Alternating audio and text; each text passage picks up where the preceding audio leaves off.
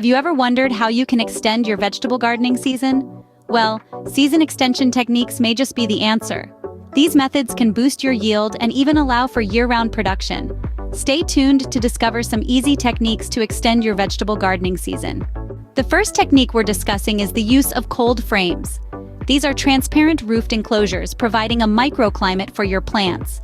They trap heat from the sun, shielding your veggies from harsh weather, thereby extending your gardening season.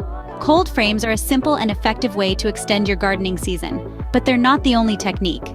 Another fantastic technique is the use of row covers. These are lightweight blankets for your plants, providing a cozy layer of insulation.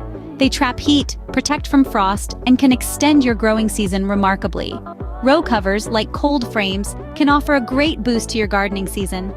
Last but not least, greenhouses are another great option. They're structures often made of glass or plastic, designed to trap heat from the sun, creating a warm environment ideal for plant growth.